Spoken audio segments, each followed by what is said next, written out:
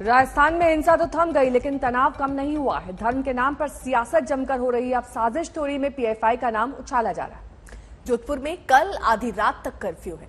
अब तक 144 लोग गिरफ्तार हो चुके हैं। पुलिस साजिश के हर एंगल को खंगाल रही है।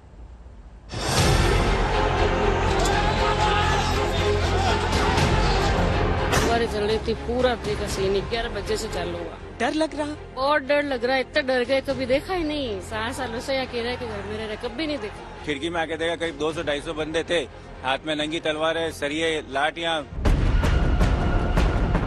सोमवार की हिंसा के बाद जोधपुर अब शांत है।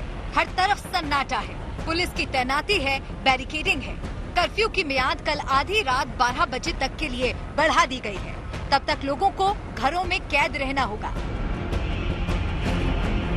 जालौरी चौराहा, जहां से झंडे को लेकर जंग शुरू हुई, वहां अब तिरंगा लहरा रहा है। सब कुछ ठीक दिख रहा है, लेकिन अंदर से काफी खदबदाहट है। सन्नाटे को चीरती जोधपुर की गलियों में तनाव है, खौफ है।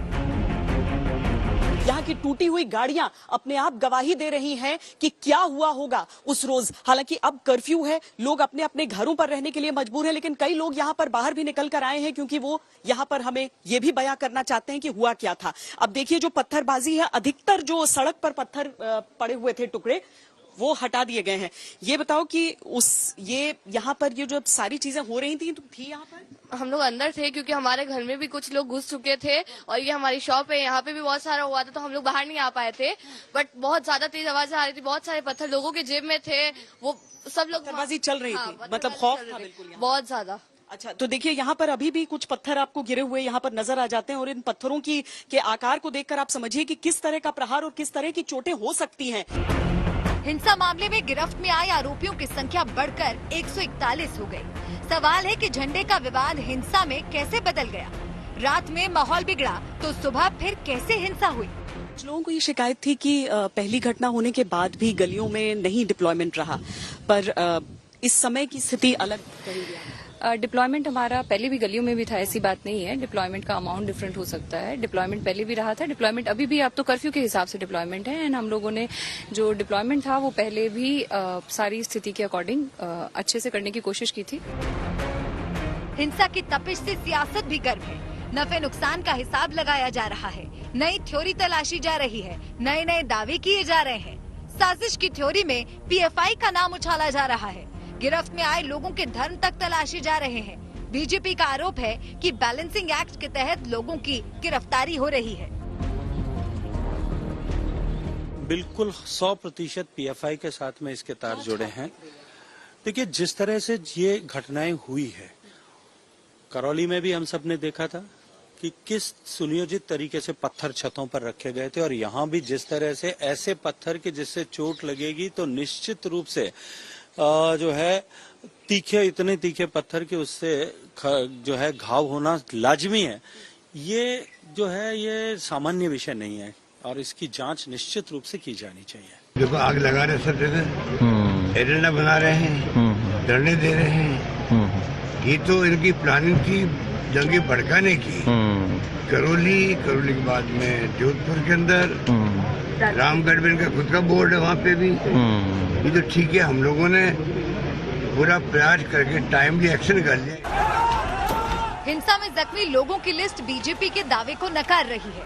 जोधपुर के महात्मा गांधी अस्पताल और मथुरा दास माथुर हॉस्पिटल में पहुंचे लोगों में दोनों समुदाय के लोग थे। जाहिर है तो हिंसा के मुजरिम भी इधर के होंगे, उधर के भी होंगे। जोधपुर से देवांकुर, शरद कुमार और श्वेता सिंह के साथ आज तक ब्यूरो।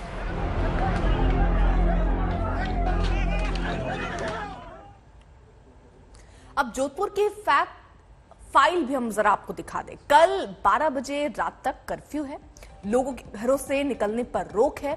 गिरफ्त में आने वालों की संख्या भी 141 तक अब पहुंच गई है। इनमें 133 को धारा 151 के तहत गिरफ्तार किया गया है। वहीं जोधपुर में हिंसा में 9 पुलिस वाले जख्मी हुए हैं। सभी खतरे से बाहर बताए जा रहे हैं, लेकिन हिंसा में घायल लोगों में अब तक सिर्फ 3 लोग ही अस्पताल में भर्ती कराए गए, बाकी को डिस्चार्ज कर दिया गया है।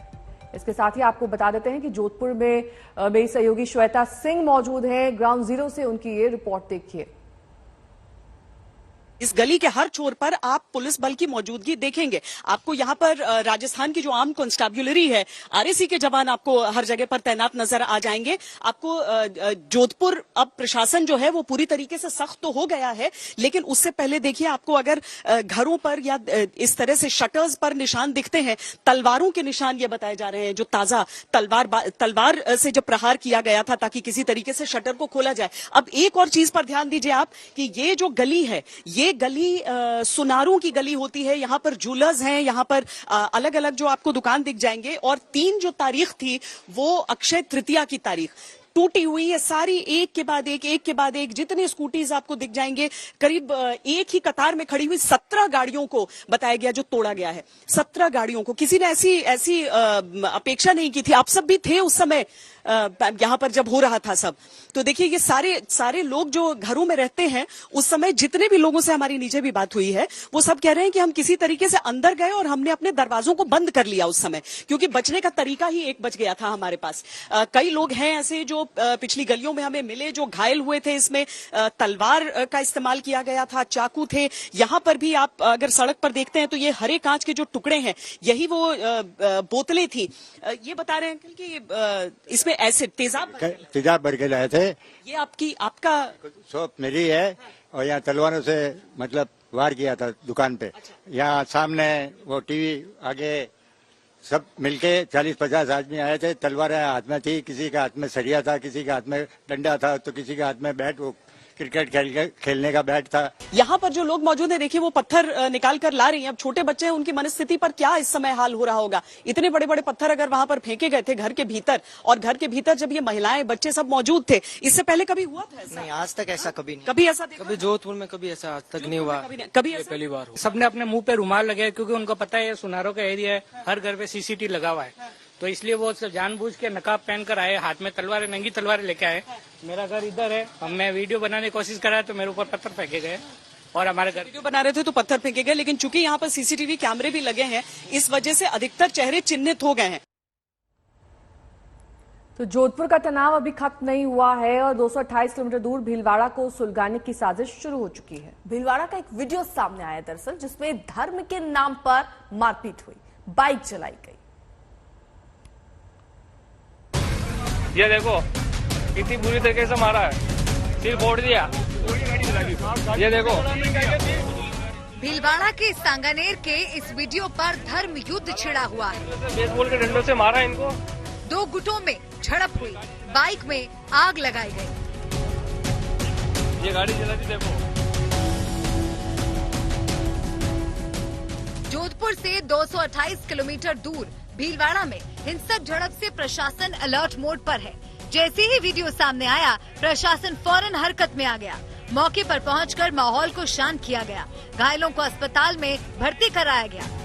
तो सांगानेरी गेट थाना स्टेशन के क्षेत्र में एक घटना रिपोर्ट हुई, जिसमें रिपोर्टेडली 2 ऐसे लोग थे जो बैठ करके अपना खाना वगैरह खा रहे थे और उन पर अटैक हुआ। तो उनको इमीडिएटली हॉस्पिटल पहुंचाया गया है और उनके द्वारा बताया गया है कि कुछ नकाबपोश लोग आए थे।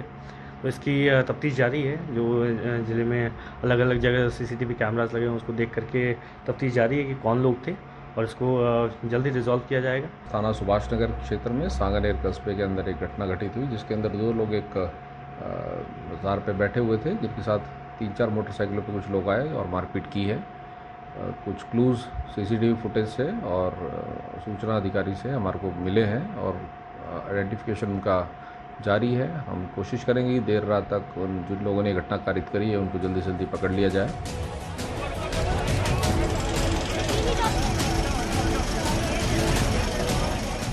आखिर राजस्थान में क्या हो रहा है? धर्म के नाम पर पहले करौली उबला, सराय में जो मंदिर, फिर अलवर में मंदिर ढहाने पर जंग छिड़ी। ये गया मंदिर पूरा। जोधपुर में हिंसा की आंच अभी शांत भी नहीं पड़ी कि भीलवाड़ा गरमाने लगा। तो क्या इन तनाव के पीछे चुनाव है? इन तनाव के बीच बीजेपी हुंकार रैली निकाल रही है। अलवर से शुरू होने वाली रैली भरतपुर, धौलपुर, करौली, सवाई माधोपुर और दौसा में भी होगी। इन 6 जिलों में बीजेपी रैली निकाल रही है। वहां 35 विधानसभा सीटें हैं। पिछले चुनाव में यहाँ से बीजेपी के पास सिर्फ 2 विधायक ही चुनकर आए। हाथ में रखो, मोबाइल पे जोर मत दो। जाति के नाम पर खतरनाक है, खतरनाक है। अच्छा लग सकता है कुछ लोगों को जी, पर देश हित में नहीं है। इसलिए छोटी-छोटी घटनाएं हो गई, कहीं आगजनी हुई, हमने अरेस्ट कर लिए सब लोगों को, कुछ लोग भागते फिर रहे हैं, उनको छोड़ेंगे नहीं हम लोग। पर ये हमने तय कर रखा है किसी भी कीमत पर राजस्थान में हिंसा नहीं होने देंगे, और ये जो इनकी हरकतें हैं इनका मुकाबला करेंगे। ये पक्षपात की राजनीति करते हैं, अपराधियों को अपराधी की दृष्टि से नहीं देखते, अपराधियों में भी भेदभाव करते कि टोपी वाला कौन है और तिलक वाला कौन है। तो टोपी वाला और तिलक वाले की भावना से ये काम करते हैं, इसीलिए अब राजस्थान की स्थिति बनी है। और इनकी भूमिका है, मैं तो बार बार ये बात कह रहा हूँ कि चुनावों के बाद में, यूपी चुनाव जो 5 राज्यों के चुनाव थे, उसके बाद में ये घटनाओं की शुरुआत कैसे होती है? करौली से शुरुआत होती है, जहाँ इनका राज है। वहां से शुरुआत होते हुए आज पूरे देश भर में इस प्रकार का माहौल खड़ा कर दिया गया है इन कांग्रेसियों के द्वारा और देश विरोधी ताकतों के द्वारा। अलवर में बीजेपी की हुंकार रैली 9 बजे शुरू होनी थी, लेकिन 11 बजे तक ये रैली शुरू नहीं हुई। अलवर से शरद कुमार के साथ आज तक ब्यूरो। हर धर्म इंसानियत की बात करता है, हर धर्म शांति का पाठ पढ़ाता है, लेकिन हैदराबाद में जो कुछ हुआ वो न सिर्फ अधर्म है बल्कि हैवानियत पे। हैदराबाद में एक शख्स को बीच सड़क पर उसकी पत्नी के सामने चाकू से गोदकर मार डाला गया, वो भी सिर्फ इसलिए कि उसने किसी और धर्म में शादी की।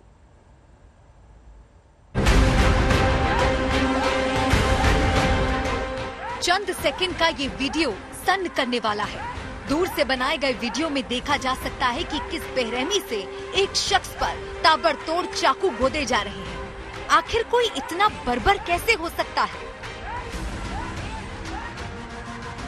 हैरानी तमाशबीनों पर भी है। किसी की जान ली जा रही है, चाकू से मारा जा रहा है और सारे लोग बस तमाशा देख रहे हैं। किसी का ज़मीर नहीं जागा, किसी का दिल नहीं पसीजा, किसी ने साहस नहीं दिखाया। अब हम बता दें कि ये दरिंदगी हैदराबाद में हुई। जिस शख्स को चाकू से गोदकर हमला किया गया उसका नाम नागराज है। 2 महीने पहले ही उसने दूसरे धर्म की लड़की के साथ आर्य समाज मंदिर में शादी रचाई।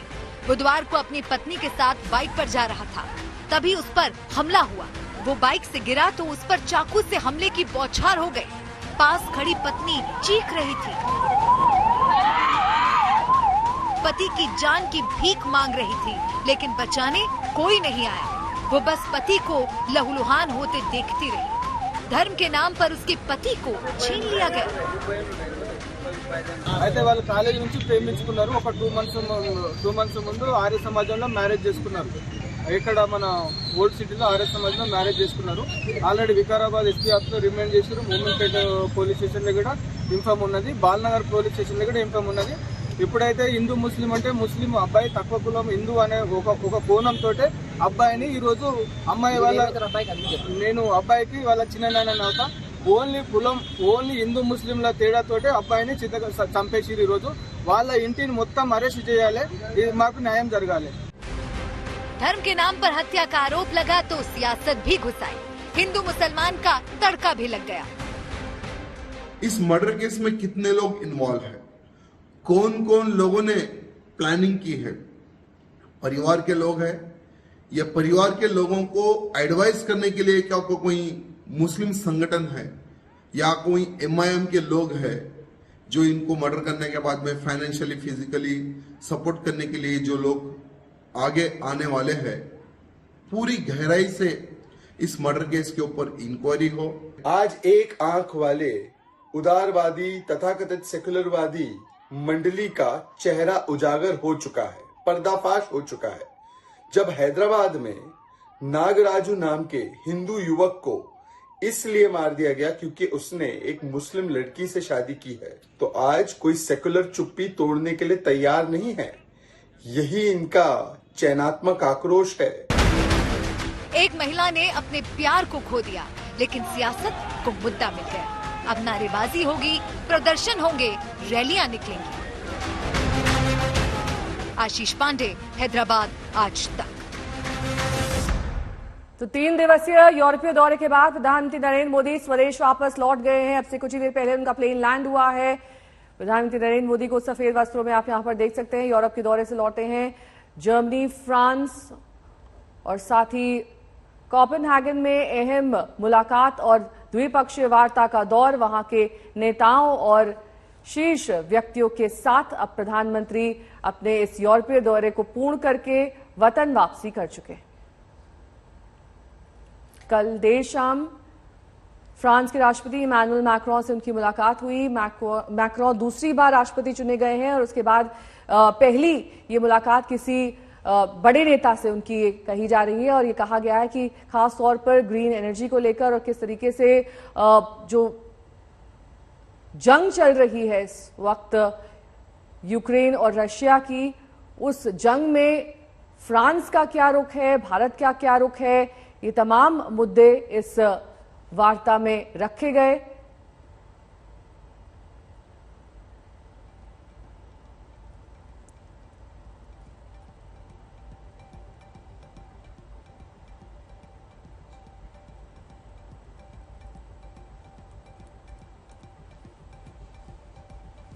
तो यूरोप के दौरे से वापस लौटे हैं प्रधानमंत्री नरेंद्र मोदी और जिस तरीके का प्यार उनको वहां भारतीयों से मिला, जो वहां पर प्रवासी भारतीय हैं, वो उसका जिक्र उन नेताओं ने भी किया जिनसे इनकी मुलाकात हुई। साथ ही साथ इस दौरान व्यापार, ऊर्जा और हरित प्रौद्योगिकी समेत कई क्षेत्रों में संबंधों को बढ़ावा देने के लिए कई द्विपक्षीय बैठकें हुई, जिसके हिस्सा बने प्रधानमंत्री नरेंद्र मोदी और अब वतन वापसी उनकी हो गई है। 1 और 11 में अभी के लिए बस इतना ही। देश दुनिया की तमाम खबरों के लिए आप देखते रहिए आज तक।